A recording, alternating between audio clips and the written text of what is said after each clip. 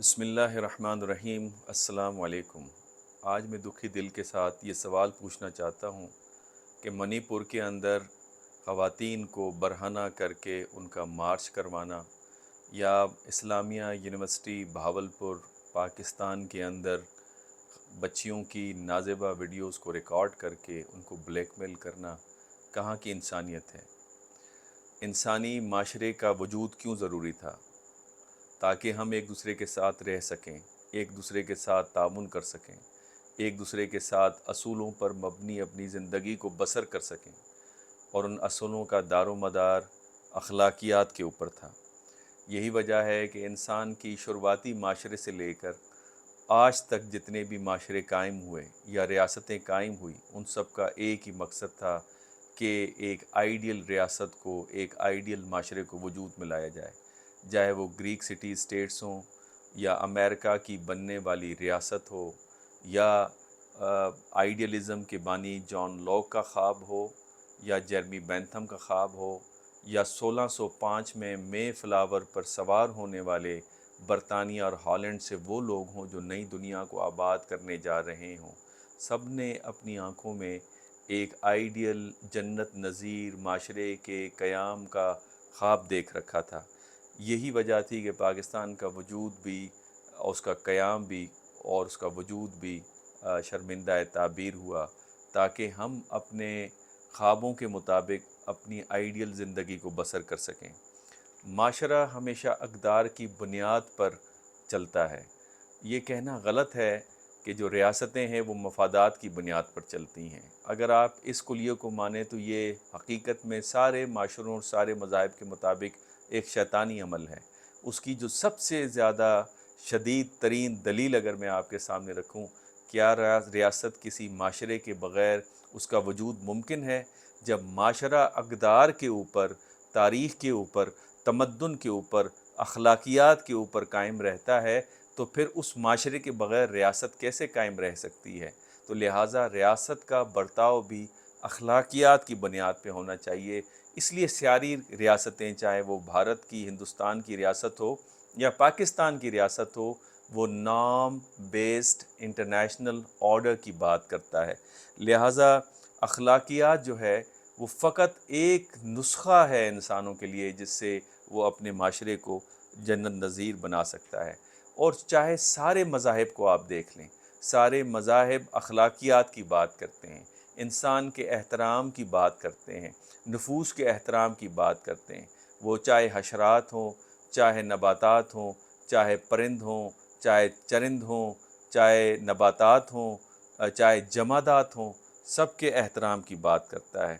John Locke, جو classical liberalism کا بانی سمجھا جاتا ہے، اس نے ایک بہت پتے کی بات کہی۔ اس نے کہا حکومت آپ جس کو بھی دے دیں، لیکن دہریے کو مت دینا، اس شخص کو مت دینا جو مذہب کو نہ مانتا ہو، اور اس کی وجہ اس لیے کہ اس کے پاس اخلاقیات نہیں ہوگی، وہ معاشرے کو بگاڑ کر رکھ دے گا۔ چونکہ مذہب کو نہیں مانتا، اخلاقیات اس کے پاس نہیں ہوگی، تو لہٰذا وہ لیڈ کرے گا پورے معاشرے کو، تو معاشرے کو غلط راہ پہ لے جائے گا۔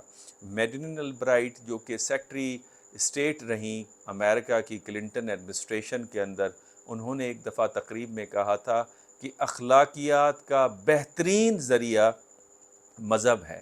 2006 میں جب میں امریکہ گیا تو 2006 میں میری ملاقات امریکن مکریکرز کے ساتھ ہوئی۔ میں نے ان سے پوچھا کہ آج کل آپ کی کیا مصروفیات ہیں؟ انہوں نے بڑا حیران کن جواب دیا۔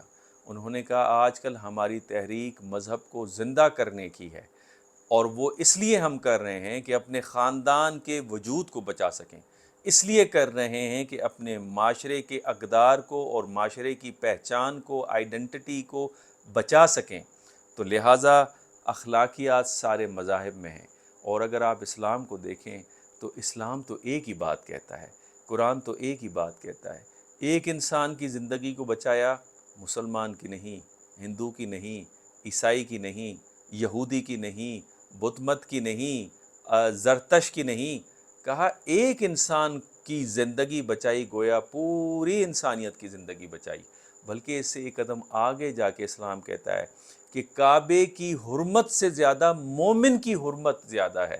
لہٰذا مومن کے دل کو مت توڑیں، انسان کے دل کو مت توڑیں۔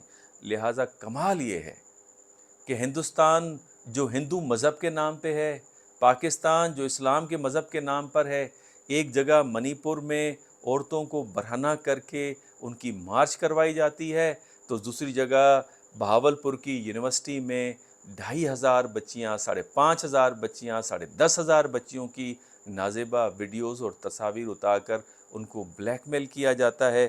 ایک جگہ اونچی ذات والا بھارت کے اندر، ہندوستان کے اندر اونچی ذات والا نیچی ذات والے کے اوپر یورین پاس کر رہا ہے، تو دوسری جگہ جو پاکستان ہے وہاں پہ غریبوں پر ٹیکس لاگو کر کے امیر اپنی عیاشیوں میں مگن ہیں۔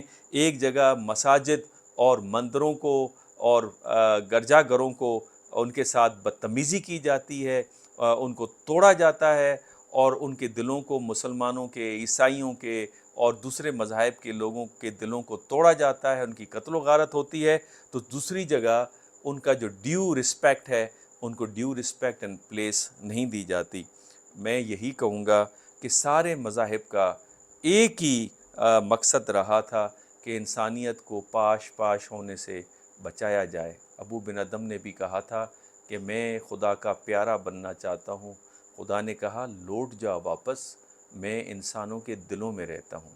اس لیے بابا بلے شاہ نے کہا مسجد ڈھا دے، مندر ڈھا دے، پر کسی دا دل نہ ڈھاویں، کیوں کہ دلوں میں خدا رہتا ہے۔